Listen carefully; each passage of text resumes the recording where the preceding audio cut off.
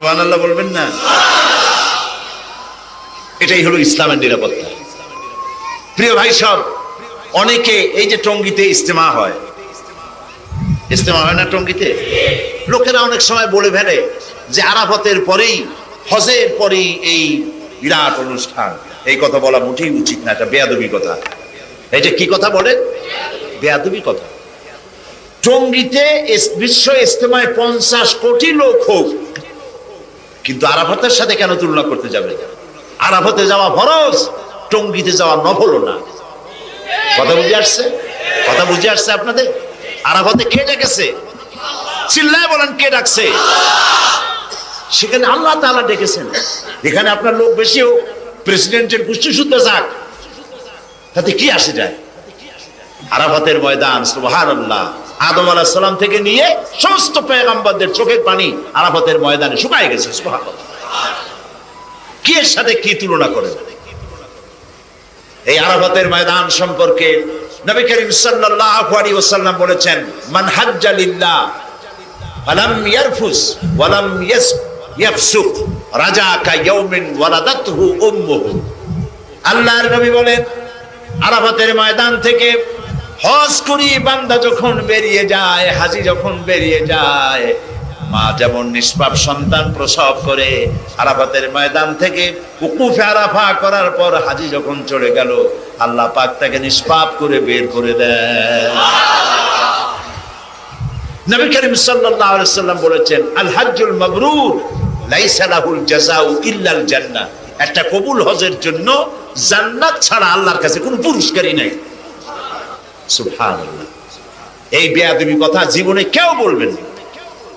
টঙ্গীর সাথে আরাফাতের তুলনা করা, অথবা গ্রামে কথা ছড়ানো হয়েছে 3 বার যদি ইজতেমায় যায় একটা হজের সওয়াব হবে। একটা কথা হইল, 3টা মুরগি খাইলে একটা গরু খাওয়ার সমান হবে। কাজে এই সমস্ত কথাবার্তা বলবেন না। কথা বলার সময় আদব করে কথা বলবেন। ইসলাম নিরাপত্তা দিয়েছে পৃথিবীর বুকে। নিরাপত্তা আমার দেশে আছে। মুসলমান যে দেশে বেশি, সে দেশে নিরাপত্তা বেশি, সে দেশে অমুসলিমরা শান্তিতে থাকে বেশি। আমার এই দাবি কি মিথ্যা না সত্য বলেন? সত্য কিনা বলেন? আমাদের দেশে বেশি কারা, মুসলমানের না হিন্দুরা? এবার বলেন তো, আপনাদের এলাকায় গত দুর্গা পূজা যে হলো, এই পূজা হইতে পারছে না মুসলমানেরা পূজা বন্ধ করে দিয়েছে? কোনটা হচ্ছে? পূজা হয়েছে কিনা? গভর্নমেন্ট সাহায্য করছে কিনা? এমনকি আমাদের দেশের শহরগুলিতে, রাজধানী থেকে নিয়ে জেলা শহরগুলিতে রাজপথ বন্ধ করে দিয়ে মণ্ডপ বানাইয়া দুর্গা পূজায় 8 দিন 10 দিন ধরে পূজা হয়, আর মাইকে গান বাজনা হয় 24 ঘন্টা। এটা কি ঠিক কিনা? এতে নামাজের বিঘ্ন হয়, আজানের বিঘ্ন ঘটে। কিন্তু কোন মুসলমান গিয়ে বলছে যে বাবারা, তোমাদের এই বাজনার ঠেলায় ঢোলের বাড়িতে আমরা নামাজও পড়তে পারি না, আজানও দিতে পারি না, আজানের সময় নামাজের সময়টা বন্ধ রাখতে হবে, তা নাহলে পুজো করতে দেবো না। বলছে কেউ? বলছে কেউ? এর নাম ইসলাম। সুবহানাল্লাহ। অন্য জাতির প্রতি সম্মান করা, তাদের পূজা পার্বণের আঘাত না করা, এগুলি ইসলামের বক্তব্য। কোরআন বলেছে, অমুসলিমদের কোন ধর্মীয় উপাসনালয় ভেঙে দিও না এবং তাদের দেবতাকে গালি দিও না। আল্লাহ তাআলা বলেছেন কোরআন শরীফের মধ্যে, গালি দিও না। আল্লাহর নবী বলেছেন মুসলিম সংখ্যাগরিষ্ঠ যে সব এলাকায়, সেখানে যে সব সংখ্যালঘু আছে, সংখ্যালঘুদের উপর অত্যাচার করা যাবে না। সংখ্যালঘুদের উপরে কোনো মুসলমান যদি অত্যাচার করে, তাহলে কিয়ামতের দিন আমি নবী মুহাম্মদ রাসূলুল্লাহ সাল্লাল্লাহু আলাইহি ওয়াসাল্লাম সংখ্যালঘুদের পক্ষ সমর্থন করে মুসলমানদের বিরুদ্ধে আল্লাহর দরবারে মামলা দায়ের করব। এই জন্য মুসলমান যে দেশে বেশি, অমুসলিমরা শান্তি থাকে সেখানে বেশি। এবার দেখুন তো, ভারতের দিকে তাকায় দেখেন তো, ভারতে মুসলমান বেশি না হিন্দু বেশি? শুধু বেশি না, জম্মের মতো বেশি, ঠিক না? এবার আমার দেশে হিন্দুরা যত শান্তিতে থাকে, ভারতে মুসলমানরা কি এর 100 ভাগের 1 ভাগ শান্তিতেও থাকে? আমার দেশে মন্দির যেভাবে হেফাজতে, এদেশের জনগণ এবং গভর্নমেন্ট মন্দিরগুলির যেভাবে হেফাজত করে, ভারতে হিন্দু প্রধান দেশে মসজিদগুলি সেভাবে নিরাপত্তা লাভ করে? মসজিদ ভাঙ্গে তারা মন্দির বানায়, ঠিক কিনা? বাংলাদেশের একটা মন্দির ভেঙে মসজিদ বানানো হয়েছে দৃষ্টান্ত দেন আমার কাছে, বলেন হয়েছে কোথাও? কোথাও হয়। সুতরাং এই পৃথিবীতে শান্তিপ্রিয় কারা? জোরে বলেন না। এর থেকে শান্তিপ্রিয় জাতি পৃথিবীতে আর নাই। ইউরোপ মহান আল্লাহ রাব্বুল আলামিনের এই আইন অনুযায়ী যদি দেশ চলে, মানুষ শান্তি পাবে, চুরি বন্ধ হবে, ডাকাতি বন্ধ হবে, জেনা বন্ধ হবে, হত্যা ধর্ষণ বন্ধ হয়ে যাবে। নবীজি এমন একটি আইন চালু করে দিয়ে, কোরআনের বিধান চালু করে দিয়ে এমন একটা সমাজ চালু করেছিলেন, যেই সমাজ সম্পর্কে হুজুর নিজে বলেছেন, খায়রুল কুরুনে কারনি, সর্বশ্রেষ্ঠ যুগ হলো কার যুগ? আমার যুগ। সুবহানাল্লাহ বলেন। রাসূলের যুগ হলো সর্বশ্রেষ্ঠ যুগ। সেই কোরআন, সেই হাদিস আজও আছে না নাই? বলেন জোরে, আজও আছে না নাই? সেই কোরআন এবং সুন্নাহ দিয়ে দেশ শাসন হোক, এটা কি আমরা চাই? কারা কারা চাই দু হাত উঁচু করে দেখান।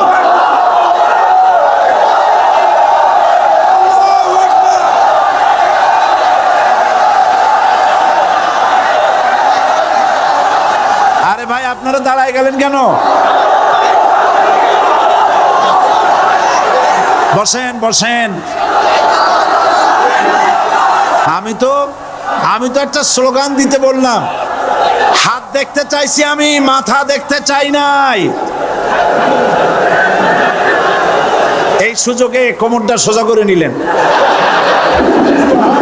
আচ্ছা বসেন, আর মহব্বতের সাথে জিকির করেন, লা ইলাহা ইল্লাল্লাহ,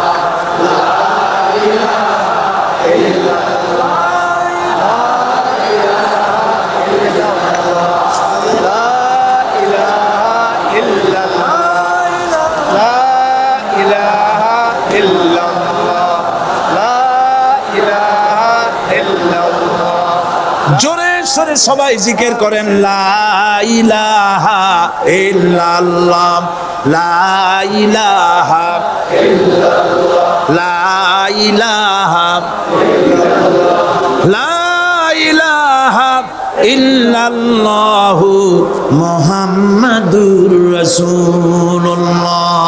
বসুন, আমরা মুনাজাত করব।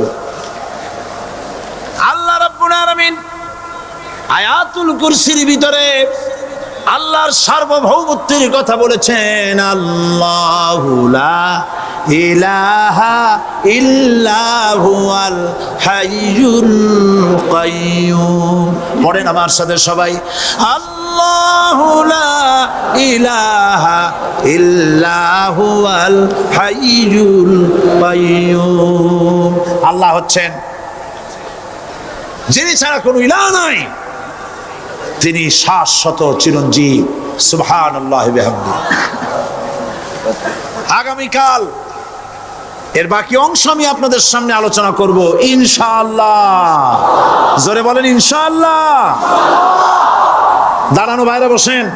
আপনাদের পাশে যারা দাঁড়িয়েছেন অনুরোধ করে বসায় দেন। বলেন যে আর 5টা মিনিট বসেন, আল্লাহর রাস্তায় হাঁটেন না। হ্যাঁ বলেন, বলেন আপনারা যে আল্লাহর রাস্তায় হাঁটেন না, বসেন, সবাই বসেন। এত বড় মাহফিলের মুনাজাত, সুবহানাল্লাহ বলেন। চট্টগ্রামের ইতিহাসের শ্রেষ্ঠ মাহফিল, চিল্লায় বলেন সুবহানাল্লাহ। গোটা বিশ্বের কোরআনের শ্রেষ্ঠ মাহফিল, বলেন সুবহানাল্লাহ। যারা বলেন আলহামদুলিল্লাহ। আগামীকাল এ মাহফিলের আখেরি মুনাজাত হবে ইনশাআল্লাহ। বলেন ইনশাআল্লাহ।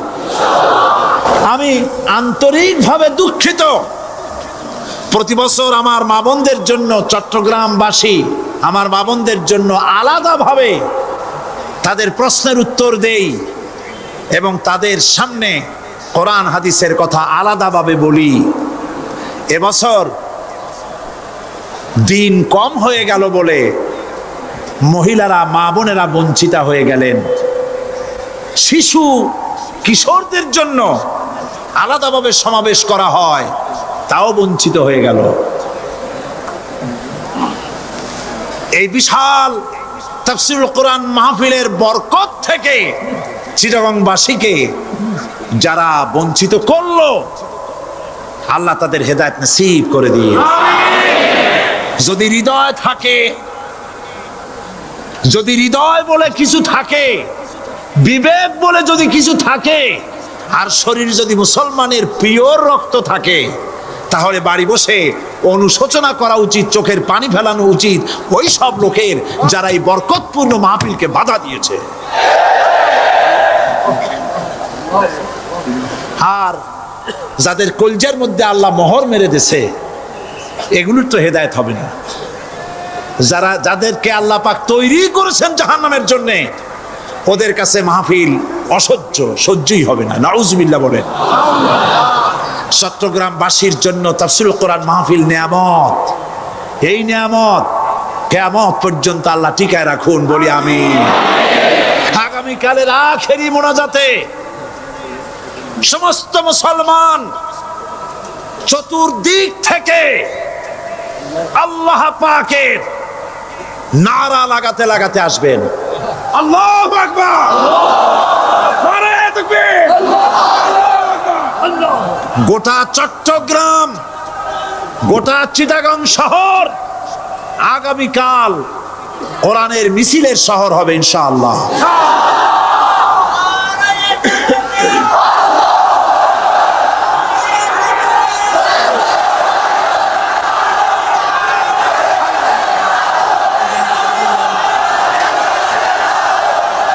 সকল ধন এবং সম্পদের মূল মালিক হচ্ছেন আল্লাহ পাক। সমস্ত ধন সম্পদের মালিক কে?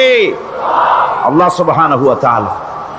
কোরআনে কারীম বলছে, লিল্লাহি মা ফিস সামাওয়াতি ওয়া মা ফিল আরদ।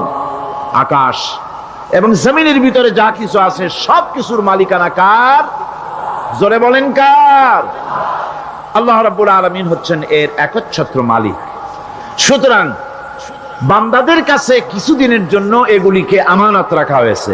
আমাদের ঘর আছে, বাড়ি আছে, ব্যবসা আছে, বাণিজ্য আছে, জায়গা আছে, জমিন আছে, গরু আছে, বাছুর আছে, এই সবগুলি কিছুদিনের জন্য আমাদের কাছে কি রাখা হয়েছে? আমানত।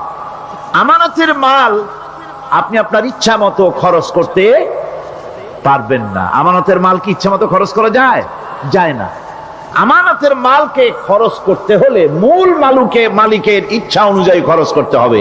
মূল মালিককে আল্লাহ রাব্বুল আলামিন বলছেন, ইন্নাল্লাহা ইশতারা মিনাল মুমিনিনা আনফুসাহুম ওয়া আমওয়ালাহুম বিআন্না লাহুমুল জান্নাহ। আমি আমার মুমিনের জান এবং মালকে খরিদ করে নিয়েছি, বিনিময় জান্নাত দিয়ে দিয়েছি। তোমার কাছে যে জান আছে, মাল আছে, এটা তোমার নয়, এটা আমার আমানত তোমার কাছে। সুতরাং এই আমানত খরচ করতে হবে মূল মালিকের ইচ্ছা অনুযায়ী। সমাজের এক শ্রেণীর লোক প্রচুর বিত্তের মালিক হবে, সমাজের এক শ্রেণীর লোক প্রচুর বিত্ত এবং সম্পদের মালিক হয়ে ভোগ বিলাসের আনন্দের স্রোতে ভেসে যেতে থাকবে, নিজেকে ভাসিয়ে দেবে। আর এক শ্রেণীর লোক অনাহারে অর্ধাহারে কষ্ট করবে। এ বিধান ইসলামের নয়। কেউ থাকবে 10 তলায় আর কেউ থাকবে গাছতলায়, কেউ খাবে পোলাও, কোরমা, বিরিয়ানি, আর কারো কিসমতে মরিচ পোড়াও হবে না। এ বিধান আল্লাহর নয়। ইসলামের বিধান হচ্ছে এই যে আল্লাহ যে সব সম্পদ মানুষকে দান করেছেন, এই সম্পদের ভিতরে বিত্তহীনদের অধিকার রাখা হয়েছে। বিত্তহীন যারা গরিব, যাদের কিছু নাই, তারা আপনার করুণার পাত্র নয়। কি বলেন? তারা কি ধনীদের করুণার পাত্র? কোরআনে কারিমে আল্লাহ বলেন, ওয়াল্লাযীনা ফী আমওয়ালিহিম হাক্কুন লিস-সাইলি ওয়াল মাহরুম। ধনীদের সম্পদের ভেতরে গরিবদের, বিত্তহীনদের অধিকার রয়েছে। সে অধিকার আদায় করে দাও। দান করা এমনি দিয়ে দাও এক জিনিস, গরিবদেরকে, বিত্তহীনদেরকে ইসলাম করুণার পাত্র বানায় নাই, বলেছে অধিকার। অধিকারটা বড় মজবুত কথা, এ কথার লোড আছে, ওয়েট আছে। আপনার আমার সম্পদের, অর্থাৎ যাদের বিত্ত আছে, বিত্ত সম্পদওয়ালা সম্পদশালী লোকেদের সম্পদের ভেতরে গরিবদের অধিকার রয়ে গেছে, সে অধিকার আদায় করতে হবে। ইসলাম সকল মানুষের দারিদ্র্য দূর করে বেঁচে থাকার মৌলিক অধিকার প্রতিষ্ঠিত করেছে। রাসূল করিম সাল্লাল্লাহু আলাইহি ওয়াসাল্লাম বলেছেন, লাইসা লি ইবনি আদম হাক্কুন সিওয়া হাযিহিল খিসাল, বাইতুন ইয়াসকুনুহু ওয়া সাওবুন ইউয়ারি আওরাতাহু ওয়া জালফাল খুবজি ওয়াল মা, আখরাজাহু তিরমিজি। তিরমিজি শরীফের হাদিসের ভেতরে এসেছে, রাসূল করিম সাল্লাল্লাহু আলাইহি ওয়াসাল্লাম বলেছেন, প্রত্যেকটি বনি আদমের তার বাস করার জন্য একটা গৃহ, এবং লজ্জা ঢাকার জন্য, শীত নিবারণের জন্য তার বস্ত্র, আর ক্ষুধা মিটাবার জন্য তার পানি আর রুটি ইত্যাদির ব্যবস্থা করতে হবে, চাই সে মুসলমান হোক আর হিন্দু হোক আর খ্রিস্টান হোক। বনি আদম, আদমের সন্তান যে মানুষ, যে তার এই অধিকার ইসলাম প্রতিষ্ঠিত করেছে। আজ বলা হচ্ছে খাদ্য, বস্ত্র, বাসস্থান সমাধান দেবে অমুকরা তমুকরা, এরকমের স্লোগান হয় না? ওরা দিতে পারবে না, ওরা দিতে পারে নাই। খাদ্য, বস্ত্র, শিক্ষা, চিকিৎসা, বাসস্থানের গ্যারান্টি দিয়েছে কোরআন, দিয়েছে আল্লাহ রসুল জনাব মুহাম্মদ রাসূলুল্লাহ সাল্লাল্লাহু আলাইহি ওয়াসাল্লাম। ইসলাম অর্থনৈতিক নিরাপত্তার জন্য যে সব পন্থা অবলম্বন করেছে, সেটা হচ্ছে যে সমাজের কর্মক্ষম সকল ব্যক্তি রুজির জন্য পরিশ্রম করবে, কেউ বসে থাকতে পারবে না। এটা হচ্ছে ইসলামের নিয়ম, কেউ বসে থাকতে পারবে না। কোরআনে কারীম বলছে, ফাইদা কুদিয়াতিস সালাতু ফান্তাশিরু ফিল আরদ ওয়াবতাগু মিন ফাদলিল্লাহ। ফাইদা কুদিয়াতিস সালাত, যখন তোমার নামাজ সম্পূর্ণ হয়ে গেল, ফান্তাশিরু ফিল আরদ, ছড়িয়ে পড়ো আমার জমিনের উপরে, ওয়াবতাগু মিন ফাদলিল্লাহ, আর আমার অনুগ্রহ অনুসন্ধান করো। রুজি কামানো কোনো খারাপ জিনিস না। কেউ মনে করে সারাদিন বসে বসে আল্লাহর জিকির করব, কেউ দুনিয়াটারে ঝামেলা মনে করে জঙ্গলে চলে যেতে চায়, এটা নিয়ম না। আপনি বসে থাকতে পারবেন না, আপনাকে কাজ করতে হবে। রুজি কামাই করাটাকে কোরআনে কারিমে এতটা সম্মান দিয়েছে, যেটাকে ফদলুল্লাহ বলা হয়েছে। ফদলুল্লাহ, এটা আল্লাহর অনুগ্রহ, সুবহানাল্লাহ বলেন। এটাকে ফদলুল্লাহ বলা হয়েছে, এটা জিনাতুল্লাহ বলা হয়েছে। আপনি যে কাপড় চোপড় ব্যবহার করেন, এই কাপড় চোপড়ের ব্যাপারে আল্লাহ পাক প্রশংসা করেছেন, কাপড় চোপড় সুন্দর পরতে বলেছেন। তারপরে রুজি রোজগার হালাল করতে বলা হয়েছে, এবং রুজি কামাবার ব্যাপারে, হালাল ভাবে রুজি কামাবার জন্য ইন্সপিরেশন দেওয়া হয়েছে কোরআন এবং হাদিসে। রাসূল করিম সাল্লাল্লাহু আলাইহি ওয়াসাল্লাম বলেছেন, আল কাসিবু হাবিবুল্লাহ, সহস্তে যে উপার্জন করে সে আল্লাহর বন্ধু। যে ব্যক্তি ঠেলা গাড়ি চালায়, কুলি মজুর, রিক্সা চালায়, নিন্দা নাই, তাকে নিন্দা করা যাবে না। রিক্সাওয়ালাও একটা গুরুত্বপূর্ণ দায়িত্ব পালন করছে। কুমার, কামার, তাঁতি, জেলে, ধোপা, নাপিত সবাই কাজ করছে। প্রত্যেক কাজের সম্মান ইসলাম দেয়, সুবহানাল্লাহ কোন। সমস্ত কাজের সম্মান আছে, শুধুমাত্র সম্মান নাই চুরির কাজের, ডাকাতির কাজের, সন্ত্রাসের কাজের, চাঁদাবাজির কাজের, মাস্তানির কাজের। এই সব কাজ নিন্দনীয় এবং এই সব কাজ নিতান্ত বাজে কাজ। এ কাজের কোনো সম্মান নাই। সম্মান হচ্ছে নিজের হাতে কামাই করে সারা দিনে এক মুঠো খাবারও যদি খান, আপনার খাবারের চাইতে হালাল খাবার কারো হতে পারে না। আল্লাহর বন্ধু সোজা কথা না। আল কাসিবু হাবিবুল্লাহ, সহস্ত উপার্জনের এত বরকত। সেজন্য অর্থনৈতিক নিরাপত্তার জন্য সমাজের প্রত্যেকটি কর্মক্ষম লোককে কাজ করতে হবে। কি করতে হবে? নামাজ পড়া হয়ে গেছে, এখন আর বসে থাকা চলবে না, নেমে পড়ুন কাজের জন্য, আল্লাহর অনুগ্রহ অনুসন্ধান করুন।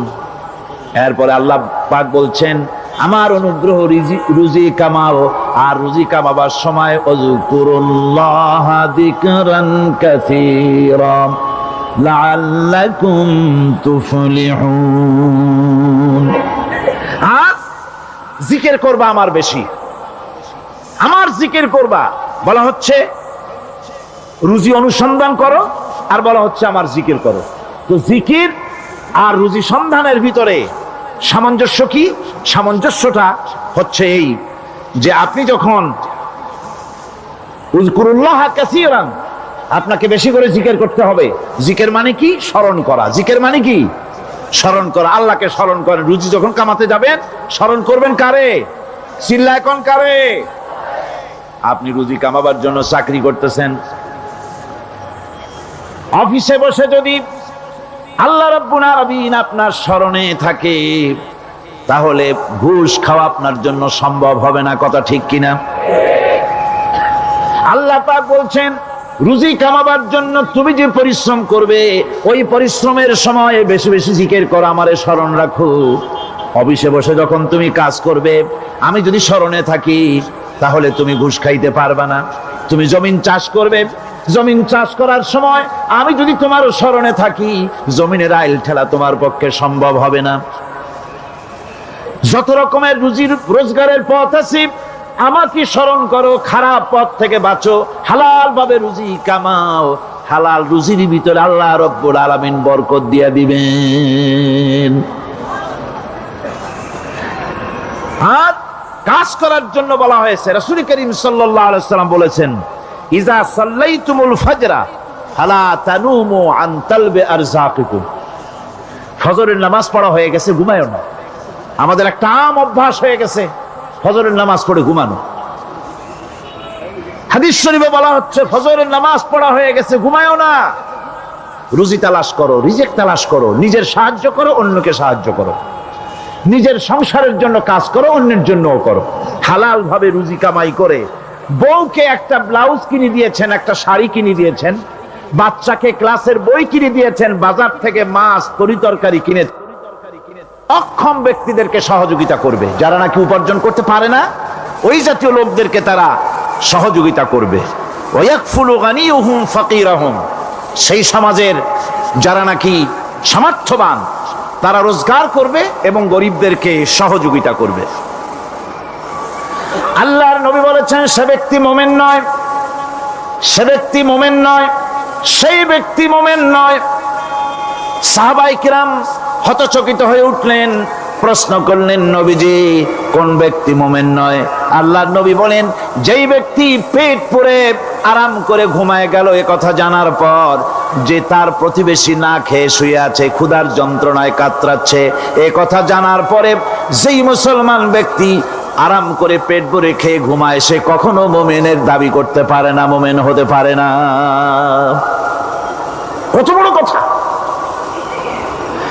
ইসলাম মানুষকে তাগিদ করেছে তার প্রতিবেশীর উপরে লক্ষ্য রাখার জন্য, তার প্রতিবেশীকে লক্ষ্য রাখার জন্য, গরিব মানুষের প্রতি লক্ষ্য রাখার জন্য।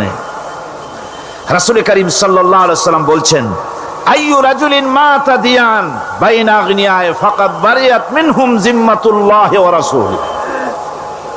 আল্লাহর নবী বলেন, কোন ধনী ব্যক্তিদের মাঝে কোন গরিব প্রতিবেশী যদি না খেয়ে মারা যায়, তাহলে ওই এলাকার বিত্তশালী লোকদের সাথে আল্লাহর সমস্ত সম্পর্ক, রাসূলের সব সম্পর্ক ছিন্ন হয়ে যায়।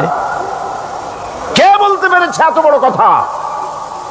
মানুষের অর্থনৈতিক নিরাপত্তার জন্য কত বড় কথা বলেছে ইসলাম, বলেছে বিশ্বনবী জনাবে মুহাম্মদ রাসূলুল্লাহ সাল্লাল্লাহু আলাইহি ওয়াসাল্লাম। আল্লাহ রাব্বুল আলামিন বলেন, ধনীদের হাতে যেন সম্পদগুলি পুঞ্জীভূত হয়ে না যায়, কাইলা ইয়াকুনা দুলাতাম বাইনাল আগনিয়াই মিনকুম, তোমাদের ধনীদের হাতে যেন সম্পদগুলি, সমাজের সম্পদগুলি যেন পুঞ্জীভূত না হয়, সেগুলি বরং ছড়িয়ে আস্তে করে যেন সমস্ত গরিব যেন সাধারণের কাছে যেতে পারে, সে ব্যবস্থা করতে হবে। যাকাত প্রদানের মাধ্যমে ধনীদের কাছ থেকে নিয়ে গরিবদেরকে দিয়ে দিতে হবে। আর বুখারী শরীফের সারা ফাথুল বারীতে হাফেজ ইবনে হাজার আসকালানী রাহিমাহুল্লাহ তিনি বলেছেন, যাকাত যদি ধনীরা না দেয়, যদি কেউ দিতে বাধা দেয়, ফামানিমতানা উখিযাত বিহি কাহরান, যদি যাকাত না দেয় জবরদস্তি করে যাকাত আদায় করে নিবে গভর্নমেন্ট। যাকাত দিতেই হবে। মুনকিরিন যাকাত, যারা যাকাত দিতে অস্বীকার করেছিল, হযরতে সিদ্দিক আকবর, হযরতে আবু বকর সিদ্দিক রাদিয়াল্লাহু তাআলা আনহু, তিনি তাদের সম্পর্কে বলেছিলেন, ওয়াল্লাহি লাউ কাতিলান্না মান ফাররাকা বাইনাস সালাতি ওয়াজ যাকাত, অবশ্যই আমি ওই সম্প্রদায়ের লোকের বিরুদ্ধে যুদ্ধ ঘোষণা করব যারা নামাজ আর যাকাতের মধ্যে পার্থক্য সূচিত করবে। যারা নামাজ তো পড়বে কিন্তু যাকাত দিবে না সরকারের কাছে, যাকাত আদায় করবে না, তাদের বিরুদ্ধে যুদ্ধ ঘোষণা করব। ইসলামী সরকার যদি প্রতিষ্ঠিত হয় তাহলে এই যাকাত আদায় করা হবে। যাকাত কেউ নিয়ে বসে থাকতে পারবে না, যাকাত আদায় করা হবে। আমাদের দেশে নিয়ম মাফিক যদি যাকাত আদায় করা হতো, এই দেশ যদি ইসলামী গভর্নমেন্ট হতো, আল্লাহ যেন দয়া করে দেন, কন্যা আমিন। আল্লাহ পাক যদি দয়া করে দেশটার ইসলামী রাষ্ট্র বানায় দেন, তাহলে যাকাত তো আদায় করে নেওয়া হবে। যাকাত দিতে আপনি বাধ্য, গরিব মানুষ থাকবে না। এখনো বাংলাদেশের নিয়ম মাফিক যদি যাকাত আদায় করা হয়, নিয়ম মাফিক মানে সোনার যাকাত, রূপার যাকাত, নগদ ক্যাশের যাকাত, ফসলের ওষুধ, সঠিকভাবে যদি আদায় করা হয় তো একেবারে কম করে হলেও 1000 কোটি টাকা যাকাতের টাকা কালেকশন হতে পারে। এটা কি কম কথা? 1000 কোটি টাকা, এই টাকা আদায় করা হচ্ছে না। এই টাকা আদায় না করার কারণে যে শূন্যতার সৃষ্টি হচ্ছে, এই ভ্যাকুয়ামকে পূর্ণ করার জন্য এগিয়ে এসেছে 7 সমুদ্র 13 নদীর উপর থেকে এনজিওরা। এনজিওরা এসে আমাদের দেশে, সব এনজিও খারাপ আমি তা বলি না, বহু এনজিও আছে যারা এদেশের উন্নয়নের, আর্থসামাজিক উন্নয়নের জন্য তারা প্রচেষ্টা করছে। রাস্তাঘাট, স্কুল কলেজ, চিকিৎসা ইত্যাদির দিকে কাজ করছে। যতগুলি এনজিও আমাদের দেশে আছে তার ভিতরে 52টা এনজিও গোনা বাছা যারা ইসলামের প্রকাশ্য দুশমন, আর এর শীর্ষস্থানে আছে ব্রাক। এই এনজিও গুলি তারা আমাদের দেশে এসে সুদি কারবার শুরু করেছে, পরিপূর্ণভাবে সুদের কারবার। ব্যাংকের থেকে যদি আপনি লোন নেন তাহলে 15 or 17% ইন্টারেস্ট দিতে হবে, আর ওদের কাছ থেকে যে সুদ, যে টাকা নেওয়া হয় সেই টাকায় গ্রামীণ ব্যাংক থেকে শুরু করে ব্রাক বলেন, কারিতাস বলেন, অক্সফাম বলেন, অ্যাডাপ বলেন, যেগুলি আছে এগুলি সুদ নেয় 30 থেকে 34% পর্যন্ত। গোটা জাতিকে গ্রাম পর্যায়ে তারা সুদের নিবিড় চাষ করতেছে, ঘরে ঘরে সুদ পৌঁছে দিয়েছে, মুসলমান নারীদেরকে বেহুরমতি করেছে, ইসলামের ঐতিহ্য ধ্বংস করতেছে, নারীদেরকে বিপর্দা করতেছে, আমার দেশের ফ্যামিলি স্ট্রাকচারকে এনজিওরা ধ্বংস করে দিচ্ছে।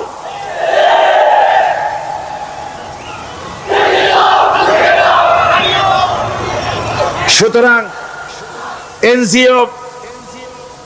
এনজিওরা এই সুযোগটা পেত না। যদি যাকাত কালেকশন করা হতো আর যাকাত দিয়ে, যাকাত যে সব জায়গায় খরচ করতে হয় সেই খরচ করার জায়গাগুলিতে সঠিকভাবে যদি ব্যয় করা হতো, এই অবস্থা হতো না। বাংলাদেশে সম্পদের অভাব নাই। যারা বলে বাংলাদেশ গরিব, আমি তাদের সাথে একমত নই। আক্ষরিক অর্থে বাংলাদেশ গরিব নয়, বাংলাদেশে সম্পদ আছে। বাংলাদেশে যে জিনিসটার অভাব সেটা হচ্ছে ইনসাফ ভিত্তিক বন্টনের অভাব। এখানে কেউ তো 1000 বিঘা জমির মালিক, বিঘা বোঝেন না কি কন আপনারা? কানি। কেউ তো 1000 কানির মালিক, আর কারো তো রান্নাঘর উঠাবার জায়গা নাই। কথাটা ঠিক কিনা? কেউ তো শত শত কোটি টাকা, কত কোটি টাকা যে আছে তা হিসাব করে মাসখানেক লাগবে, গুনিয়া খুলাইতে পারবে না। আর কারো তো একটা ট্যাবলেট কেনার পয়সা নাই। সুতরাং আমার দেশে যেভাবে গরিব বলা হয় আক্ষরিক অর্থে ওইভাবে আমার দেশ গরিব নয়। আমাদের দেশে সম্পদ আছে, বহুত জমি অনাবাদি ফেলে রাখা হয়েছে। রাসূল করিম সাল্লাল্লাহু আলাইহি ওয়াসাল্লাম বলেছেন, সেই ব্যক্তির জমিন রাখার অধিকার নাই যে ব্যক্তি তা চাষের আওতায় না আনে। আছে না বহুত জমি পড়িয়া? আবাদযোগ্য জমি আমাদের দেশে আছে যা, তার 2,40,00,000 একর। আমাদের ভূমি সম্পদ রয়েছে, বনজ সম্পদ যা আছে সেটা হচ্ছে 32,53,860 একর জুড়ে বিরাট বনজ সম্পদ আমাদের আছে। ভূমি সম্পদ আছে, বনজ সম্পদ আছে। আমাদের রয়েছে পানি সম্পদ, প্রায় 250 নদী, 3,600 বর্গ মাইল জুড়ে নদীগুলো প্রবাহিত আছে। আমাদের পানি সম্পদ আছে। আমাদের গ্যাস সম্পদ আছে, যে গ্যাস অন্তত 100 বছর চলতে পারে। প্রত্যেক বাড়িতে বাড়িতে গ্যাসের সংযোগ দিলেও 100 বছরে ফুরাবে না। আলহামদুলিল্লাহ কইতে ইচ্ছা করে না? জোরে কোন আলহামদুলিল্লাহ। আমাদের গ্যাস সম্পদ রয়েছে, আমাদের মৎস্য সম্পদ আছে, পশু সম্পদ আছে, কৃষি সম্পদ আছে, আরো রয়েছে বিপুল জনশক্তি। জনশক্তিকে আজ সবচাইতে বার্ডেন মনে করা হয়। জনশক্তিকে বলা হয় বাংলাদেশের সবচাইতে বড় সমস্যা, জনশক্তি সমস্যা। এটা হচ্ছে যে সরকার আসে তারই ভূতে পায়, যে যায় লঙ্কা সে আর মানুষ হালে ফেরে না, মানুষগুলি তার জন্য জ্বালা। অথচ এই মানব শক্তি হচ্ছে শ্রেষ্ঠ শক্তি।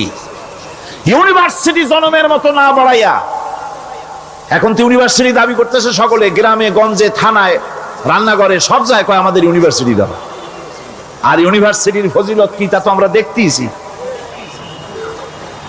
এর থেকে বেশি করে পলিটেকনিক ইনস্টিটিউট, ভোকেশনাল ইনস্টিটিউট ইত্যাদি যদি বানানো হতো, ভিক্ষার হাতকে কর্মীর হাতে যদি পরিণত করা যেত, মানুষগুলিকে যদি কর্মক্ষম করা যেত, তাদেরকে যদি মডার্ন টেকনোলজি যদি শিক্ষা দেওয়া যেত, তাহলে এই মানব শক্তি রপ্তানি করে বা পৃথিবীর বিভিন্ন দেশ থেকে মূল্যবান বৈদেশিক মুদ্রা অর্জন করা যায়। সেটা না করে মানুষ হইছে জ্বালা, জনমের মতো এদেরকে মারো। এটা হচ্ছে ট্রেনের 3rd ক্লাস প্যাসেঞ্জার্স মেন্টালিটি। সেটা কিরকম? সেটা হচ্ছে ট্রেনে যখন মানুষ চলে 3য় শ্রেণীতে, একবার উঠে বসলে সে অন্যের জন্য জায়গা ছাড়ে না। জায়গা খালি আছে, আরেকজন এসে বললে ভাই আমার একটু বসতে দাও, কয় না ভাই এখানে লোক আছে। আসলে কিন্তু লোক নাই। আপনি যদি বলেন যে সেই লোক আসলে আমি জায়গা ছেড়ে দেবো, ততক্ষণ তো বসি। আপনি বসলেন, এরপরে আপনি তো বুঝছেন যে লোকটা ফাঁকিতেছে, ওই চিন্তা আপনার মধ্যেও ঢুকবে। আর একজন আসবে, বসার জায়গা আছে, আপনি বলবেন না এখানে জায়গা নাই। ট্রেনের 3rd ক্লাস প্যাসেঞ্জারদের যে মন মানসিকতা, বর্তমান মুসলিম দেশগুলির সরকার প্রধানেরা ঠিক ট্রেনের 3rd ক্লাস প্যাসেঞ্জারদের চাইতো 3rd ক্লাস। মানব শক্তিকে কাজে লাগাবার চিন্তা না করে উল্টা চিন্তা তারা করছেন।